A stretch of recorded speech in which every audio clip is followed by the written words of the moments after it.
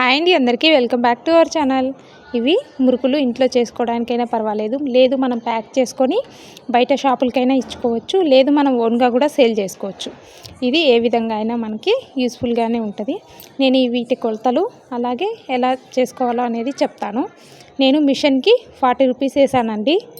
ఇంకా గ్యాస్కి వచ్చేసి 50 వేసాను. ఆయిల్ ప్యాకెట్ 140, నువ్వులు 20 రూపీస్, బియ్యం 45, అంటే 3 kgs బియ్యంకి వేసాను. నేను మినపగుండు మర్చిపోయాను, అదొక 70 రూపీస్ యాడ్ చేయాలి. బై మిస్టేక్ నేను మర్చిపోయాను అనమాట. ఇలా 295 అయింది కదా. ఇంకొకటి మర్చిపోయాను, 2 విషయాలు. ప్యాకింగ్ కవర్స్కి అలాగే మినపగుండుకి మర్చిపోయాను. ప్యాకింగ్ కోసం ఇదిగోండి 50 రూపీస్ యాడ్ చేశాను. మినపగుండు కోసం ఇంకో 70, మొత్తం కలిపి కూడా ఒక 400 లోపల అయితే అయిపోయింది కదా.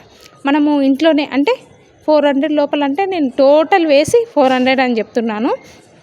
ఇంకా మనకి వీళ్ళు బట్టి ఇవి చాలా క్వాంటిటీ కూడా ఎక్కువే అవుతుంది.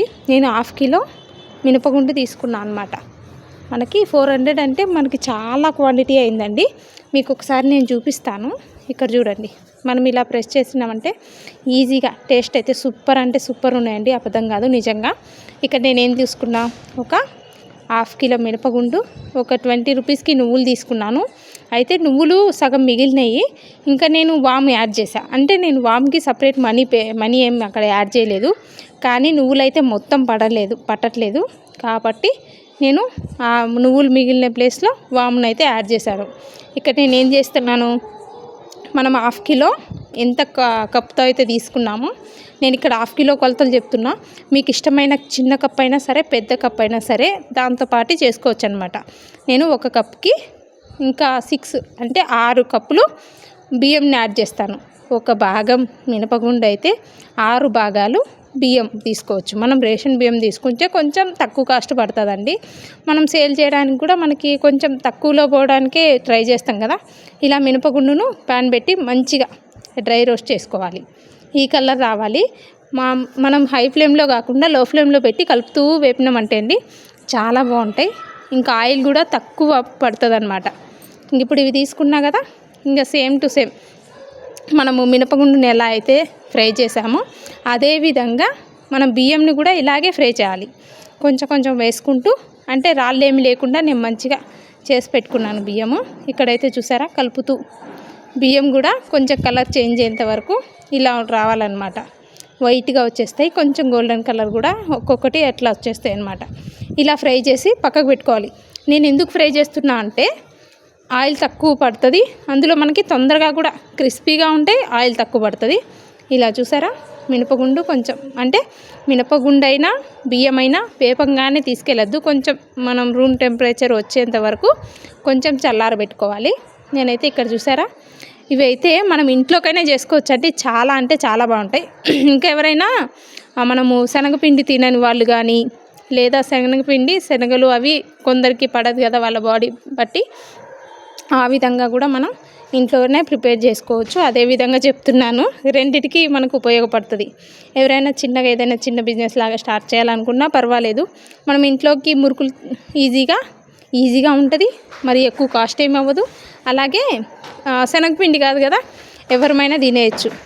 మా అమ్మ వాళ్ళు ఇవే ఎక్కువ చేసేవాళ్ళు అనమాట. ఇక్కడ చూసారా, నేనైతే మొత్తం 1/2 కిలో మినపగుండు కదా, అలాగే 3 కిలోలు రైస్ పట్టింది.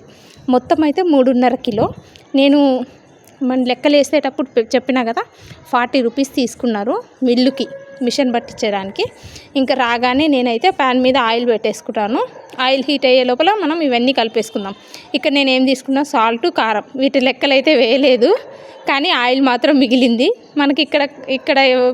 ఇక్కడ ఖర్చు అయ్యేది అక్కడ మనం ఆయిల్ రూపంలో మిగిలింది, ఇది క్లియర్గా చెప్తున్నా. కొంచెం వాము, నువ్వులు, కారం, సాల్ట్, వీటన్నిటిని మనం వాటర్ కలిపిన తర్వాత కాకుండా పిండిలో వేసి కలిపినామంటే బాగా కలుస్తాయి. అదే ఉద్దేశంతో నేను పిండిలో వేసి ఒకసారి మొత్తం ఇలా కలిపేసుకుంటాను అనమాట.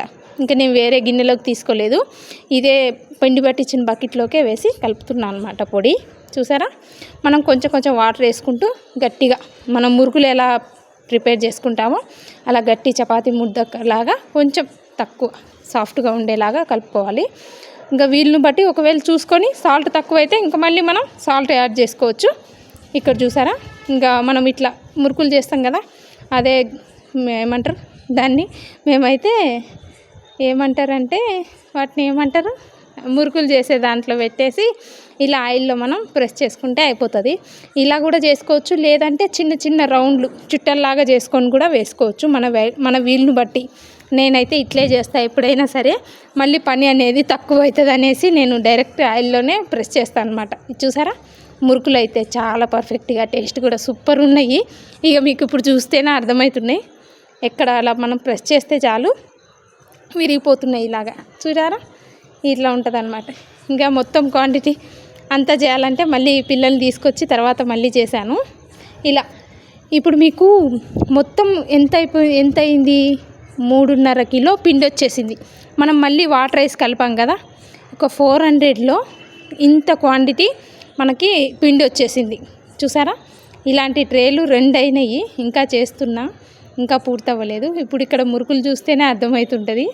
నేను షార్ట్ వీడియోలో పెట్టాను, కాకపోతే ఇంకా కొంచెం క్లియర్గా ఉంటుందని చెప్పేసి నేను ఈ లాంగ్ వీడియో చేస్తున్నాను అనమాట. చూసారా, ఇలా మురుకులు ఇలాంటి ట్రేలు 2 ట్రేలు అయినాయండి.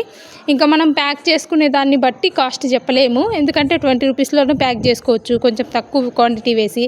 లేదు ఎందుకులే ప్యాకెట్లు వేస్ట్ అవుతాయి కదా, ప్యాకెట్ ఖర్చు ఎక్కువ వస్తుంది అనేసి 30 రూపీస్ లాగా కూడా ప్యాక్ చేసుకోవచ్చు.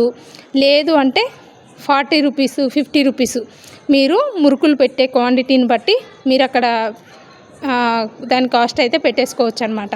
ఇవి మనం సడన్గా సూపర్ మార్కెట్లు అట్లయితే తీసుకోరండి, మనం చిన్న షాప్ ఏదైనా మాట్లాడుకొని మనం ఇవి ప్యాకులు వేసుకోవచ్చు అనమాట. వాళ్ళకి కొంచెం బెస్ట్, ఒక 10 ప్యాకెట్లు వేసాము అంటే 2 ప్యాకెట్లు వాళ్ళకి ఫ్రీ అనేది ఇవ్వాలన్నమాట. ఈ ఇంట్లోనే ప్రిపేర్ చేస్తున్నా, మళ్ళీ ఎక్కడో కాదు, మళ్ళీ అది కూడా డౌట్ వస్తుంది.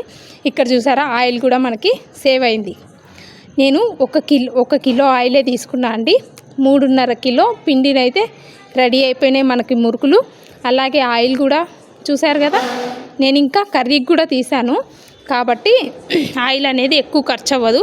కాకపోతే మురుకులు గట్టిగా ఉంటాయంటే అట్లా కూడా కాదు, మురుకులు చాలా క్రిస్పీగా మంచిగా ఉంటాయి. అలాగే ఆయిల్ కూడా తక్కువ పడుతుంది, మనకు పని కూడా ఎక్కువ ఏమి అనిపించట్లేదు. ఇప్పుడు మేము చూసాను కదండి, అంట్లు కూడా ఎక్కువ ఏం పడలేదు. ఇదే టిఫిన్ బాక్స్లో మళ్ళీ నేను కడిగి మురుకులు వేసి పెట్టుకున్నాను. చూసారా, ఇలాంటివి 2 బాక్సులు అయినాయి. ఇక్కడ మనం ఇలా కూడా ప్యాక్ చేసుకోవచ్చు, మీ వీలును బట్టి. ఒకవేళ పల్లీలు కానీ లేదు వేరే మనకి అక్కడ ప్లేట్లు చేంజ్ చేస్తే ఇలా కూడా ప్యాక్ చేసుకోవచ్చు అనమాట. ఇవి కూడా చేసి మనం ఈ విధంగా, ఈ కవర్లు అయితే మనకి పేపర్ ప్లేట్స్ దొరుకుతాయి కదండి, ఆ షాపుల్లో ఉంటాయి అన్నమాట. పేపర్ ప్లేట్స్, టిష్యూ పేపర్స్ దొరుకుతాయి కదా, మీరు ఎప్పుడైనా వెళ్ళింటారు కదా, అలాంటి షాపుకి వెళ్ళి మీరు ఏ సైజు కావాలి అంటే వాళ్ళు చూపిస్తారు శాంపిల్స్, మనం తీసుకొని ఆ సైజు ఇలా ప్యాక్ చేసుకోవచ్చు. మనకి ఇష్టం వచ్చిన ప్రైస్ పెట్టుకోవచ్చు అండి, 20 కానీ 30 కానీ 50 రూపీస్ కూడా పెట్టుకోవచ్చు. ఈ విధంగా మనం ప్యాక్ చేసుకున్నాం అనుకోండి, 12 ప్యాకెట్స్కి మనకి 10 ప్యాకెట్లకు మనీ వచ్చేస్తుంది అనమాట. ఒక 2 ప్యాకెట్లు షాపులకి ఇవ్వాలి. ఒకవేళ ఇది ఒక 2 రోజులు 3 రోజులు సేల్ అవ్వకపోయినా ప్రాబ్లం ఏమి ఉండదు కాబట్టి షాపు వాళ్ళు కూడా ఈజీగా తీసుకుంటారు. మనం ఓన్గా సేల్ చేసుకున్నా పర్వాలేదు, ప్రాఫిటే వస్తుంది. Thank you for watching, bye bye.